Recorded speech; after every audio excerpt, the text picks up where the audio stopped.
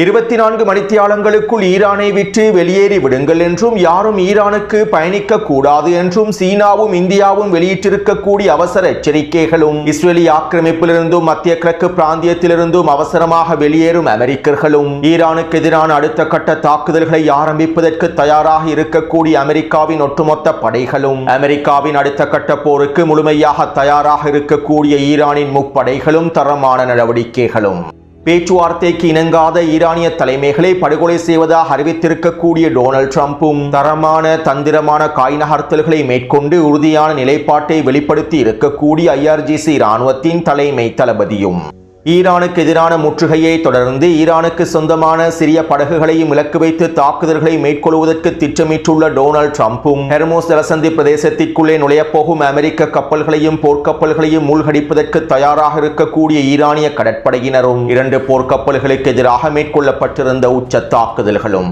Hezbollah இராணுவத்தின் தொடர்ச்சியான பதிலடிகளும், சுட்டு வீழ்த்தப்பட்டு வரக்கூடிய இஸ்ரேலி ஆக்கிரமிப்பின் ட்ரோன்களும், அளிக்கப்பட்டிருக்கக்கூடிய இஸ்ரேலி ஆக்கிரமிப்பு சிப்பாய்களும் அதிகாரிகளும், லெபனானுக்கான டொனால்ட் ட்ரம்பினுடைய 3 வார யுத்த நிறுத்த நீடிப்பும், ஹிஸ்புல்லா இராணுவத்திற்கும் இஸ்ரேலி ஆக்கிரமிப்பு இராணுவத்திற்கும் இடையிலே மேற்கொள்ளப்பட்டு வரக்கூடிய உச்ச மோதல்களும்,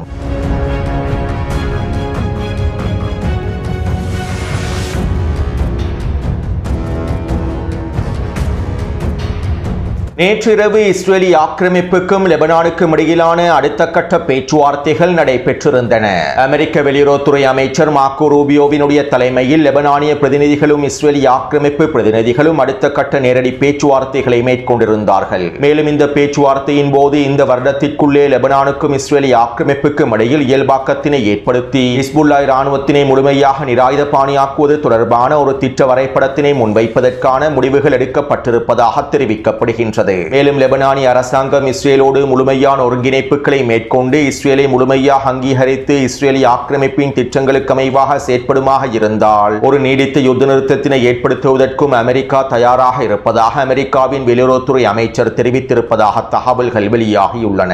அத்தோடு இந்த பேச்சுவார்த்தைகளை தொடர்ந்து டொனால்ட் ட்ரம்ப் ட்ரூத் சோஷியல் தளத்தில் லெபனானுக்கும் இஸ்ரேலுக்கும் இடையிலான யுத்த நிறுத்தத்தை இன்னும் 3 வாரங்களுக்கு நீடிப்பதாக அறிவித்தார். லெபனானுக்கும் இஸ்ரேலுக்கும் இடையிலே நடைபெற்றிருக்க நேரடியான பேச்சுவார்த்தைகளின் விளைவாகவும் எடுக்கப்பட்டிருக்கக்கூடிய சிறப்பான முடிவுகளின் விளைவாகவும் லெபனானிய அரசாங்கத்திற்கு முழுமையான ஆதரவை வழங்கும் நோக்கத்தோடுமே இந்த யுத்த நிறுத்த நீடிப்பு ஏற்படுத்தப்பட்டிருப்பதாக டொனால்ட் ட்ரம்ப் அறிவித்துள்ளார். அத்தோடு இந்த 2ஆம் கட்ட நேரடி பேச்சுவார்த்தைகளின் போது தெற்கு லெபனான் பிரதேசத்திலே இஸ்ரேலி ஆக்கிரமிப்பு அறிவித்திருக்கக்கூடிய மஞ்சள் எல்லை பிரதேசங்கள் தொடர்பாகவும் மார்க்கோ ரூபியோ சில முடிவுகளை எடுத்திருப்பதாக தெரிவிக்கப்படுகின்றது. லெபனானிய அரசாங்கம் மஞ்சள் எல்லை பிரதேசங்களை முழுமையாக விட்டுக் கொடுக்க வேண்டும் என்றும் லெபனானுக்கும் இஸ்ரேலுக்கும் இடையில் ஒரு நீடித்த அமைதி ஏற்படும் வரையில் நீடித்த ஒப்பந்தம் ஏற்படுத்தப்படும் வரையில் மஞ்சள் எல்லை பிரதேசத்திலே இஸ்ரேலி இராணுவம் முழுமையாக நிலை கொண்டிருக்கும் என்றும் குறித்த பிரதேசம் இஸ்ரேலினுடைய இடையாக மண்டலமாகவே செயற்படும் என்றும் மேலும் ஹிஸ்புல்லா இராணுவத்தினர் முழுமையாக நிராயுதபாணியாக்கப்பட்டதற்கு பின்பு லெபனானுக்கும் இஸ்ரேலுக்கும் இடையிலே முழுமையான ஒப்பந்தம் மேற்கொள்ளப்பட்டதற்கு பின்பு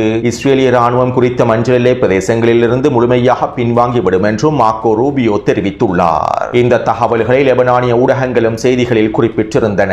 அத்தோடு ஹிஸ்புல்லா இராணுவத்தினுடைய தலைமைகள் அதிரடியான அறிவிப்புகளை வெளியிட்டிருந்தார்கள். இந்த மஞ்சள் எல்லை பிரதேசங்களை நாங்கள் ஒரு பொழுதும் ஏற்றுக்கொள்ளப் போவதில்லை. மேலும் இந்த மஞ்சள் எல்லை பிரதேசங்களை நாங்கள் முழுமையாக வீழ்த்துவோம். மஞ்சள் எல்லை பிரதேசத்திலிருந்து இஸ்ரேலி ஆக்கிரமிப்பை முழுமையாக துரத்தி அடிப்போம். இஸ்ரேலி ஆக்கிரமிப்புக்கும் லெபனானுக்கும் இடையிலான நேரடியான பேச்சுவார்த்தைகளை நாங்கள் ஒரு பொழுதும் ஏற்றுக்கொள்ளப் போவதில்லை. இந்த பேச்சுவார்த்தையினுடைய முடிவுகள் சட்டவிரோதமானவை. மேலும் நாங்கள் தற்போதைய களத்தில் கண்ணுக்கு கண் என்கின்ற விதத்தில் இஸ்ரேலி ஆக்கிரமிப்புக்கு பதிலடிகளை வழங்கி வருகின்றோம். இஸ்ரேலி ஆக்கிரமிப்பு யுத்த நிறுத்தத்தை மீறி தாக்குதல்களை மேற்கொள்கின்றது. மேலும் இந்த யுத்த நிறுத்த மீறல்களுக்காகவே நாங்கள் உச்ச பதிலடி தாக்குதல்களையும் மேற்கொள்கின்றோம். அதே போன்று இஸ்ரேலி ஆக்கிரமிப்பு இந்த யுத்த நிறுத்தத்தினை முழுமையாக முறித்துக் கொண்டு முழுநீள போரை ஆரம்பித்தாலும் அவற்றை எதிர்கொள்வதற்கும் நாங்கள் தயாராகவே இருக்கின்றோம். இஸ்ரேலி ஆக்கிரமிப்புக்கும் லெபனானுக்கும் இடையிலே மேற்கொள்ளப்படக்கூடிய நேரடியான பேச்சுவார்த்தையின் மூலமாக ஏற்படக்கூடிய எந்த ஒரு யுத்த நிறுத்தத்தையும் நாங்கள் ஏற்றுக்கொள்ளப் போவதில்லை. மேலும் நாங்கள் தெற்கு லெபனான் பிரதேசத்தை முழுமையாக மீட்டெடுக்கும் வரை தொடர்ச்சியாக போராடுவோம் என ஹிஸ்புல்லாவினுடைய தலைமைகள் அறிவித்துள்ளார்கள். அத்தோடு இஸ்ரேலிய ஆக்கிரமிப்பு ராணுவம் கடந்த 24 மணித்தியாலங்களுக்குள் தெற்கு லெபனான் பிரதேசத்திலே 4 வான்வழி தாக்குதல்களையும் 3 ட்ரோன் தாக்குதல்களையும் மேற்கொண்டிருந்தது. அதேபோன்று தெற்கு லெபனான் எல்லை பிரதேசத்திலே பீரங்கி தாக்குதல்களையும் மேற்கொண்டிருந்தது. இவ்வாறு இஸ்ரேலிய ஆக்கிரமிப்பு யுத்த நிறுத்தத்தை மீறி மேற்கொள்ளக்கூடிய தாக்குதல்களுக்கு பதிலடியாக ஹிஸ்புல்லா ராணுவத்தினரும் வீரியமான பதிலடி தாக்குதல்களை மேற்கொண்டிருந்தார்கள். இதற்கமைவாக தெற்கு லெபனானினுடைய தைபே எல்லை பிரதேசத்திலே நிலை கொண்டிருக்கக்கூடிய இஸ்ரேலிய ஆக்கிரமிப்பு சிப்பாய்களை இலக்கு வைத்து ட்ரோன் தாக்குதல்களை மேற்கொண்டிருந்தார்கள். குறித்த பிரதேசத்திலே கிட்டத்தட்ட 15க்கும் அதிகமான இஸ்ரேலிய ஆக்கிரமிப்பு சிப்பாய்கள் நிலை கொண்டுள்ளார்கள். இவர்களை இலக்கு வைத்து இந்த ட்ரோன் தாக்குதல் மேற்கொள்ளப்பட்டுள்ளது. இந்த தாக்குதலை தொடர்ந்து கொல்லப்பட்ட படுகாயமடைந்த சிப்பாய்களை அள்ளிச் செல்வதற்காக 3 ஹெலிகாப்டர்கள் வருகை தந்திருந்ததாகவும் தெரிவிக்கப்படுகின்றது. அதேபோன்று நேற்றிரவு மஜிதல் ஜோன் பிரதேசத்திலே இஸ்ரேலிய ஆக்கிரமிப்பு 2 ட்ரோன்களை களமிறக்கியிருந்தது. குறித்த ட்ரோன்களை இலக்கு வைத்து ஹிஸ்புல்லா ராணுவத்தினர் தாக்குதல்களை மேற்கொண்டு அவற்றை சுட்டு வீழ்த்தினார்கள். கடந்த 3 நாட்களுக்குள் மாத்திரம் தெற்கு லெபனான் பிரதேசத்திலே 8க்கும் அதிகமான இஸ்ரேலிய ஆக்கிரமிப்பின் ட்ரோன்களை ஹிஸ்புல்லா ராணுவத்தினர் சுட்டு வீழ்த்தியுள்ளார்கள். அதேபோன்று இன்று மாலையும் டயர் பிரதேசத்திலே இஸ்ரேலிய ஆக்கிரமிப்பின் ஹெர்மஸ் 450 ட்ரோன் ஒன்றை சுட்டு வீழ்த்தியுள்ளார்கள். மேலும் இவை தொடர்பான காணொளிகளை டெலிகிராம் சேனலில் பதிவிட்டுள்ளேன். அத்தோடு இஸ்ரேலிய ஆக்கிரமிப்பு ராணுவமும் ஹெர்மஸ் 450 ட்ரோனானது சுட்டு வீழ்த்தப்பட்டுள்ளது என்பதனை ஒப்புக்கொண்டுள்ளது. அதேபோன்று ஐட்டரோன் பிரதேசத்திலே நிலை கொண்டிருக்கக்கூடிய இஸ்ரேலிய ஆக்கிரமிப்பின் மெர்காவா போர்த்தாங்கி வாகனம் ஒன்றையும் புல்டோசர் வண்டி ஒன்றையும் இலக்கு வைத்து கவசதிருப்பு ஏவுகணை தாக்குதல்களை மேற்கொண்டுள்ளார்கள். இஸ்ரேலிய ஆக்கிரமிப்பின் யுத்த நிறுத்த மீறல்களுக்கு பதிலடியாகவே இந்த கவசதிருப்பு ஏவுகணை தாக்குதல்கள் மேற்கொள்ளப்பட்டுள்ளன. இந்த தாக்குதலிலே மெர்காவா போர்த்தாங்கி வாகனமும் புல்டோசர் வண்டியும் சிதைவடைந்திருப்பதாகவும் 6 சிப்பாய்கள் கொல்லப்பட்டும் படுகாயமடைந்திருப்பதாகவும் தெரிவிக்கப்படுகின்றது. அதேபோன்று பிஞ்சபில் பிரதேசத்திலிருந்து பின்வாங்கி எல்லை பகுதியில் நிலை கொண்டிருக்கக்கூடிய இஸ்ரேலிய ஆக்கிரமிப்பின் 3 படைப்பிரிவுகளை சுற்றி வளைத்து பீரங்கி தாக்குதல்களை மேற்கொண்டுள்ளார்கள். மேலும் குறித்த பிரதேசத்தில் நிலை கொண்டிருக்கக்கூடிய இஸ்ரேலிய ஆக்கிரமிப்பு சிப்பாய்களுக்கு எதிராக டசன் கணக்கான கவசதிருப்பு ஏவுகணை தாக்குதல்களையும் மேற்கொண்டுள்ளார்கள். ஹிஸ்புல்லா ராணுவத்தின் ரத்வான் படைப்பிரிவினரே குறித்த பிரதேசத்திற்குள் ஊடுருவி இந்த தாக்குதல்களை மேற்கொண்டிருப்பதாகவும் இதனால் இஸ்ரேலிய ஆக்கிரமிப்பு ராணுவ சிப்பாய்களுக்கு அதிகளவான உயிரிழப்புகள் ஏற்படுத்தப்பட்டிருப்பதாகவும் தெரிவிக்கப்படுகின்றது. அதேபோன்று இன்று காலை தெற்கு லெபனான் எல்லை பிரதேசத்திலே இஸ்ரேலிய ஆக்கிரமிப்பினால் அமைக்கப்பட்டிருக்கக்கூடிய சோதனை சாவடி ஒன்றை இலக்கு வைத்தும் கவசதிருப்பு ஏவுகணை தாக்குதலை மேற்கொண்டுள்ளார்கள். இந்த தாக்குதலிலே குறித்த சோதனை சாவடி நிலை கொண்டிருக்கக்கூடிய 3 சிப்பாய்கள் அளிக்கப்பட்டிருப்பதாக தெரிவிக்கப்படுகின்றது. மேலும் இவர்களை ஏற்றிச் செல்லக்கூடிய ஹெலிகாப்டர்கள் தொடர்பான காணொளிகளும் வெளியாகி இருந்தன. எனவே டொனால்ட் ட்ரம்ப் லெபனானுக்கும் இஸ்ரேலிய ஆக்கிரமிப்புக்கும் இடையிலான 3 வார யுத்த நிறுத்த நீடிப்பை மேற்கொண்டாலும் களத்திலே ஹிஸ்புல்லா ராணுவத்திற்கும் இஸ்ரேலிய ஆக்கிரமிப்பு ராணுவத்திற்கும் உச்ச மோதல்கள் நடைபெற்று வருகின்றன.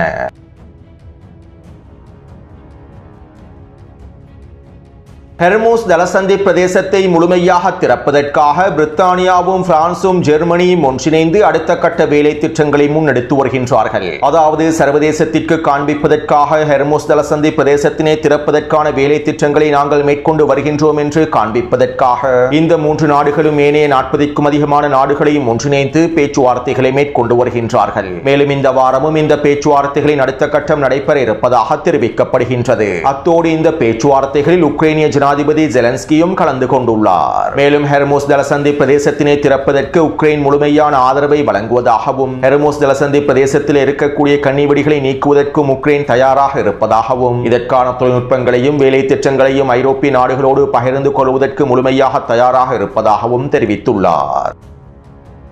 அடுத்து இந்திய பெருங்கடல் பிரதேசத்திலே பயணித்த மெஜஸ்டிக் என்கின்ற எண்ணெய் கப்பலை அமெரிக்கர்கள் கைப்பற்றியுள்ளார்கள். குறித்த எண்ணெய் கப்பலானது ஈரானின் ஷெரோஃப்ளீட் நிலப்படை எண்ணெய் கப்பலாக செயற்படுவதாகவும் குறித்த எண்ணெய் கப்பலில் 1.9 மில்லியன் பீப்பாய் எண்ணெய்கள் இருப்பதாகவும் இவை அனைத்தும் ஈரானுக்கு சொந்தமான எண்ணெய்கள் என்றும் இவற்றை நாங்கள் முழுமையாக கைப்பற்றி இருப்பதாகவும் அமெரிக்க மத்திய கட்டளை தளம் அறிவித்திருந்தது. நேற்றிரவே குறித்த தகவல்களை அமெரிக்க மத்திய கட்டளை தளம் வெளியிட்டிருந்தது. மேலும் இவை தொடர்பான மேலதிக தகவல்களை ஈரானிய தரப்பினர் இன்னும் வெளியிடவில்லை. குறித்த எண்ணெய் கப்பலில் இருக்கக்கூடிய எண்ணெயானது ஈரானிலிருந்து சீனாவுக்கு கொண்டு செல்லப்பட்ட எண்ணெய் என்றும் இவற்றை தான் தற்போது அமெரிக்கா கைப்பற்றி இருப்பதாகவும் தெரிவிக்கப்படுகின்றது.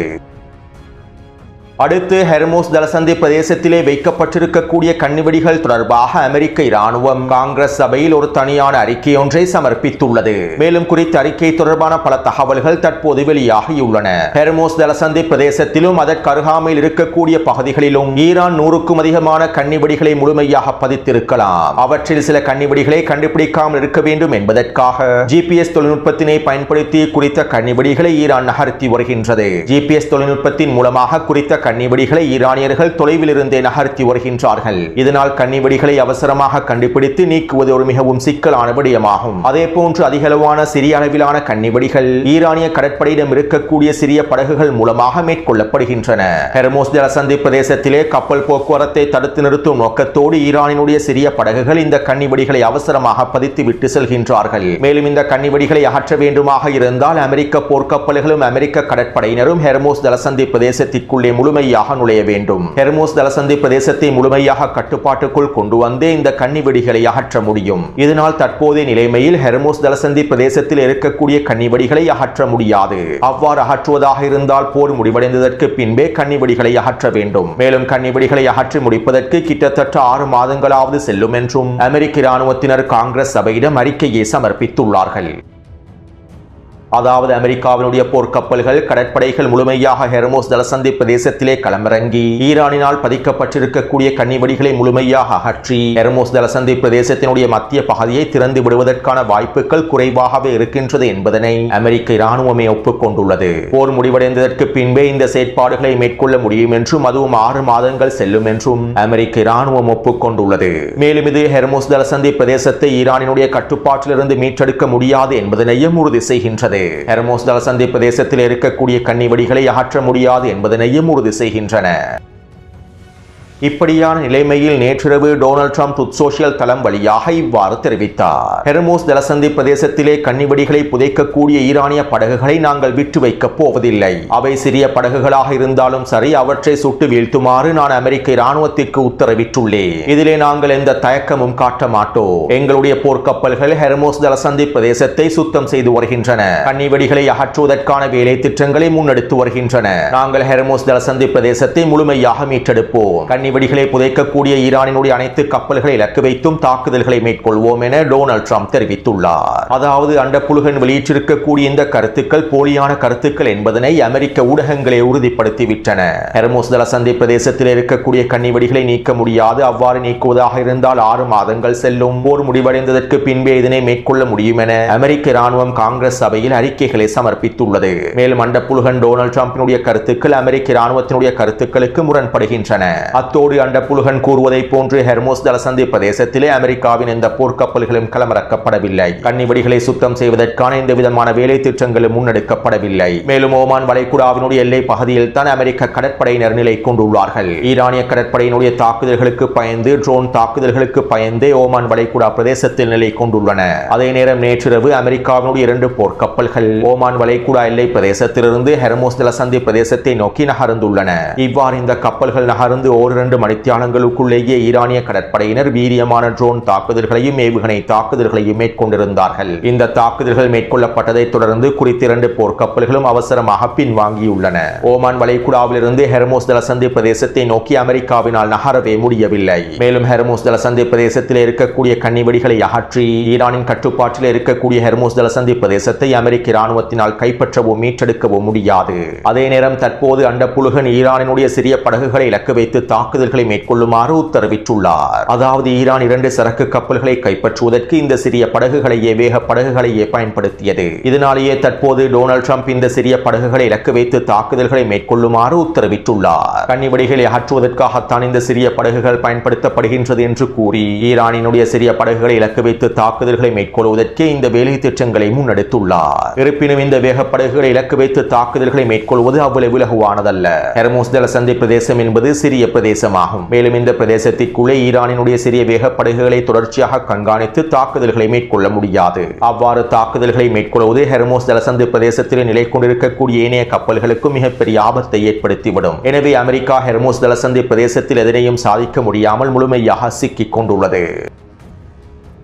அடுத்து டொனால்ட் ட்ரம்ப் ட்ரூத் சோஷியல் தளத்தில் இவ்வாறு தெரிவித்தார். தங்களுடைய தலைவர் யார் என்பதை தெரிவு செய்வதில் ஈரானியர்கள் சிரமப்படுகின்றார்கள். போர்க்களத்தில் தோற்றுக் கொண்டிருக்கக்கூடிய ஈரானின் கடும் போக்காளர்களுக்கும் மிதவாதிகளுக்கும் இடையிலே முருகல் நிலைகள் தொடர்கின்றன. இவர்களுக்கிடையிலான உள்மோதல் பைத்தியக்காரத்தனமானதாகும். மேலும் ஈரானிய அரச தலைமைகளுக்குள் 2 பிரிவுகள் இருந்தால், ஒரு பிரிவினர் பேச்சுவார்த்தைகளை விரும்பாவிட்டால் அவ்வாறு பேச்சுவார்த்தைகளை, ஒப்பந்தங்களை விரும்பாத பிரிவினரை கொன்றுவிடுவோம். ஹெர்மோஸ் ஜலசந்தி பிரதேசமானது எங்களுடைய கட்டுப்பாட்டில் தான் இருக்கின்றது. ஈரானிய ராணுவம் மிகப்பெரிய தோல்வியை நோக்கி நகர்கின்றது. மேலும் நாங்கள் களத்திலே வெற்றியை நோக்கி பயணிக்கின்றோம் என டொனால்ட் ட்ரம்ப் தெரிவித்திருந்தார். அதாவது ஈரானிய தலைமைகளிடத்திலே பிரிவுகள் ஏற்பட்டிருப்பதாகவும், ஒரு பிரிவினர் ஒப்பந்தத்தை ஏற்றுக்கொள்ளவில்லை என்றும், இன்னும் ஒரு பிரிவினர் பேச்சுவார்த்தைக்கு சென்று ஒப்பந்தத்தை முடிக்க வேண்டும் என்று கூறுவதாகவும், இதனால் தற்போது ஒப்பந்தத்தை ஏற்றுக்கொள்ளாதவர்களை இலக்கு வைத்து தாக்குதல்களை மேற்கொள்ளப் போவதாகவும், அவர்களை படுகொலை செய்ய போவதாகவும் டொனால்ட் ட்ரம்ப் அறிவித்துள்ளார். டொனால்ட் ட்ரம்பினுடைய இந்த அறிவிப்பை தொடர்ந்து ஈரானிய பாராளுமன்றத்தின் சபாநாயகர் முகமது கலிபாஃப் அவர்கள் இவ்வாறு தெரிவித்தார். நாங்கள் அனைவரும் ஈரானியர்கள் மற்றும் புரட்சியாளர்கள். எங்கள் அனைவர்களுக்கும் ஒரே கடவுள், ஒரே தலைவர், ஒரே தேசம் மற்றும் ஒரே பாதையே காணப்படுகின்றது. மேலும் நாங்கள் அனைவர்களும் பயணிக்கக்கூடிய பாதை ஈரானினுடைய வெற்றி பாதையாகும். மேலும் இந்த பாதையானது எங்களுடைய உயிரை விடவும் மேலானது என்று முகமது கலிபாஃப் அவர்கள் தெரிவித்துள்ளார். அத்தோடு இந்த விடயங்கள் தொடர்பாக கடந்த வாரமே நான் காணொளிகளில் சில முக்கியமான தகவல்களை பதிவிட்டிருந்தேன். அதாவது ஈரானுக்கும் அமெரிக்காவுக்கும் இடையிலான ஒட்டுமொத்த பேச்சுவார்த்தைகளுடைய கட்டமைப்புகளையும் IRGC ராணுவம் தங்களுடைய கட்டுப்பாட்டுக்கு கீழால் கொண்டு வந்துள்ளது என்கின்ற தகவல்களை குறிப்பிட்டிருந்தேன். ஈரானிய ஜனாதிபதி மசூத் பெதஷ்கியானும் அவருடைய சீர்திருத்த அரசாங்கத்தில் இருக்கக்கூடிய ஒரு சில புள்ளிகளும் பேச்சுவார்த்தைகள் மூலமாக முடிவுகளை எட்ட முடியும் என நினைத்தார்கள். மேலும் அமெரிக்கா இந்த பேச்சுவார்த்தைகளை தங்களுக்கு சாதகமாகவே பயன்படுத்திக் கொள்கின்றது. ஈரானிய தலைமைகளை படுகொலை செய்வதற்காகவும், ஈரானுக்குள்ளே மிகப்பெரிய தரைவழி தாக்குதலை மேற்கொள்வதற்காகவுமே அமெரிக்கா இந்த பேச்சுவார்த்தைகளை பயன்படுத்திக் கொள்கின்றது. ரஷ்யாவினுடைய பாதுகாப்பு சபைகளும் இந்த உளவு தகவல்களை வெளியிட்டிருந்தார்கள். இவ்வாறு அமெரிக்காவினுடைய பேச்சுவார்த்தைக்கு பின்னால் சூழ்ச்சி திட்டங்கள் இருப்பதை உணர்ந்து கொண்டதற்கு பின்பே இந்த பேச்சுவார்த்தை கட்டமைப்புகள் அனைத்தையும், செயற்பாடுகள் அனைத்தையும் IRGC ராணுவம் தங்களுடைய கட்டுப்பாட்டுக்கு கீழால் கொண்டு வந்தார்கள். ஈரானிய உச்ச தலைவருக்கு கீழாலேயே IRGC ராணுவம் இயங்குகின்றது. இன்னும் தெளிவாக குறிப்பிடுவதாக இருந்தால், இந்த பேச்சுவார்த்தை சூழ்ச்சி திட்டங்களுக்குள் ஈரானிய தலைமைகள் சிக்கிக் கொள்ளக்கூடாது என்பதற்காகவும், அமெரிக்காவினுடைய சூழ்ச்சி திட்டங்களை முறியடிக்க வேண்டும் என்பதற்காகவுமே IRGC ராணுவத்தினுடைய தலைமை தளபதி பேச்சுவார்த்தையினுடைய அனைத்து விதமான கட்டமைப்புகளையும் இராணுவத்திற்கு கீழால், IRGC ராணுவத்திற்கு கீழால் கொண்டு வந்தார். ஈரானிய உச்ச தலைவர் முஜ்தபா கமேனி அவர்களுடைய வழிகாட்டுதலுக்கு அமைவாகவே இவை அனைத்தும் நடைபெற்றுள்ளன. மேலும் மசூத் பெதஷ்கியானாக இருந்தாலும், அவருடைய அரசாங்க புள்ளிகளாக இருந்தாலும், ஈரானிய உச்ச தலைவருடைய கட்டளையை மீறி எதுவுமே செய்ய முடியாது. ஈரானினுடைய அரசியல் கட்டமைப்பு அவ்வாறு தான் அமைக்கப்பட்டுள்ளது. அத்தோடு இந்த யுத்த நிறுத்த காலப்பகுதியில் ஈரானினுடைய உச்ச தலைவர் முஜ்தபா கமேனி அவர்கள் வெளியிலே வரவில்லை. அமெரிக்காவினுடைய சூழ்ச்சி திட்டங்களுக்குள் சிக்கிக் கொள்ளக்கூடாது என்பதற்காகவே அவர் பாதுகாப்பாக வைக்கப்பட்டிருந்தார். மேலும் ஈரானிய IRGC ராணுவத்தின் தலைமை தளபதியான அகமது வாஹிதி அவர்களுக்கே முழுமையான பொறுப்பை வழங்கியிருந்தார். இதற்கமைவாகவே IRGC ராணுவத்தின் தலைமை அதிகாரி அகமது வாஹிதி அவர்கள் பேச்சுவார்த்தையினுடைய ஒட்டுமொத்த கட்டமைப்புகளையும் தங்களுடைய கட்டுப்பாட்டுக்கு கீழால் கொண்டு வந்தார்கள். மேலும் நிபந்தனைகளை ஏற்றுக்கொள்ளாமல் இரண்டாம் சுற்று பேச்சுவார்த்தைகளுக்கு யாருமே பாகிஸ்தானுக்கு செல்லப் போவதில்லை என்கின்ற முடிவுகளையும் அவர்கள் எடுத்திருந்தார்கள். அமெரிக்காவும் இஸ்ரேலிய ஆக்கிரமிப்பும் பாகிஸ்தானை பயன்படுத்தி பேச்சுவார்த்தை மேசையில் ஈரானை அமர்த்தி ஈரானிய தலைமைகள் தொடர்பான உளவு தகவல்களை பெற்றுக்கொண்டு அவர்களுக்கு எதிரான தாக்குதல்களை மேற்கொள்வதற்கே பேச்சுவார்த்தை மேசையை பயன்படுத்துவதற்கு திட்டமிட்டிருந்தார்கள். மேலும் இந்த திட்டங்களை முறியடிக்கும் நோக்கத்தோடு ஈரானிய IRGC ராணுவத்தின் தலைமை தளபதி அகமது வாஹிதி அவர்கள் அனைத்து விதமான காய் நகர்த்தல்களையும் மேற்கொண்டார்கள். இதனால் தற்போது அமெரிக்காவுக்கு IRGC ராணுவத்தினுடைய தலைமை தளபதி மிகப்பெரிய சவாலாக மாறிவிட்டார். ஒட்டுமொத்த பேச்சுவார்த்தை கட்டமைப்புகளும் ஈரானிய IRGC ராணுவத்தின் கட்டுப்பாட்டுக்கு கீழால் கொண்டு வரப்பட்டதனால், தலைமை தளபதி அகமது வாஹிதி அவர்களுடைய கட்டுப்பாட்டுக்கு கீழால் கொண்டு வரப்பட்டதனால், அமெரிக்காவுக்கும் இஸ்ரேலிய ஆக்கிரமிப்புக்கும் அவர்களுடைய சூழ்ச்சி திட்டங்களை நடைமுறைப்படுத்த முடியவில்லை.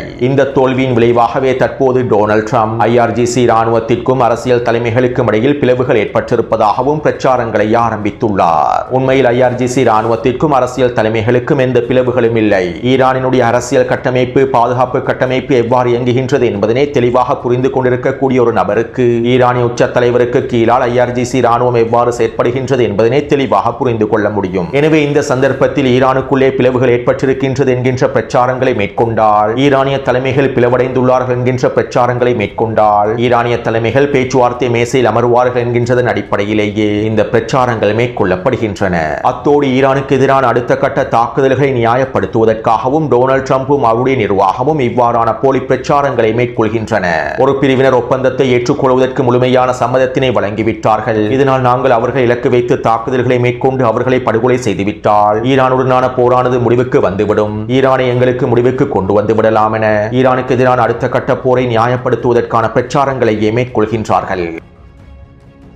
எனவே இந்த தகவல்களிலிருந்து ஒரு விடயத்தினை எங்களுக்கு தெளிவாக புரிந்து கொள்ள முடியும். அமெரிக்காவும் இஸ்ரேலிய ஆக்கிரமிப்பும் ஈரானுக்கு எதிரான அடுத்த கட்ட தாக்குதல்களை, அடுத்த கட்ட போரை ஆரம்பிக்க போகின்றார்கள். ஈரானிய IRGC இராணுவத்தின் தலைமைகளை இலக்கு வைத்தும் இராணுவ தளபதிகளை இலக்கு வைத்தும் தாக்குதல்களை மேற்கொள்ள போகின்றார்கள். மேலும் இந்த தாக்குதல்களை தொடர்ந்து ஈரானுக்கு எதிரான ஃபைனல் ப்ளோ தாக்குதல்களையும் மேற்கொள்ள போகின்றார்கள். ஈரானின் எரிசக்தி கட்டமைப்புகள், மின்சக்தி கட்டமைப்புகளை இலக்கு வைத்தும் தாக்குதல்களை மேற்கொள்ள போகின்றார்கள். இப்படியான நிலைமையிலேயே இன்றைய தினம் சீனாவும் இந்தியாவும் ஈரானுக்குள் இருக்கக்கூடிய தங்களுடைய குடிமக்களுக்கான எச்சரிக்கைகளையும் வெளியிட்டிருந்தன. இன்னும் 24 மணித்தியாலங்களுக்குள் ஈரானுக்குள் இருக்கக்கூடிய தங்களுடைய குடிமக்கள் அனைவரும் முழுமையாக வெளியேறிவிட வேண்டும் என்றும், யாரும் ஈரானுக்கு பயணிக்க கூடாது என்றும், ஈரானுக்கு பயணிப்பது மிகப்பெரிய ஆபத்தை ஏற்படுத்திவிடும் என்றும் சீனாவும் இந்தியாவும் எச்சரிக்கைகளை வெளியிட்டுள்ளன.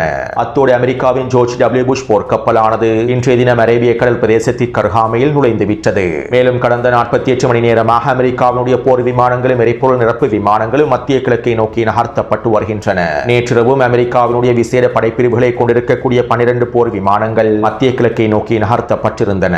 அதே போன்று இஸ்ரேலிய ஆக்கிரமிப்பின் பென்குரியன் விமான நிலையத்திலே 25க்கும் அதிகமான எரிபொருள் நிரப்பு விமானங்கள் நிலைநிறுத்தப்பட்டுள்ளன. சவுதி அரேபியாவிலும் ஜோர்டானிலும் இருக்கக்கூடிய விமான கட்டளை தளங்கள் முழுமையாக தயார் நிலையில் வைக்கப்பட்டுள்ளன. எனவே பெரும்பாலும் இன்னும் 24 மணித்தியாலங்களுக்குள் அல்லது 48 மணித்தியாலங்களுக்குள் ஈரானுக்கு எதிரான தாக்குதல்கள் ஆரம்பிக்கப்படுவதற்கான வாய்ப்புகளே இருக்கின்றன. அத்தோடு இவற்றை எதிர்கொள்வதற்கு ஈரானிய முப்படைகளும் தயாராகவே இருக்கின்றார்கள். அமெரிக்காவுடைய தரைவழி தாக்குதல்களை முறியடிப்பதற்கும் ஃபைனல் ப்ளோ தாக்குதல்களுக்கான உச்ச பதிலடிகளை வழங்குவதற்கும் ஈரானிய முப்படையினரும் தயாராகவே இருக்கின்றார்கள். எனவே இந்த காணொலி தொடர்பான கருத்துக்களை பதிவிடுங்கள். தொடர்ந்தும் என்னுடன் இணைந்திருங்கள். நன்றி, வணக்கம்.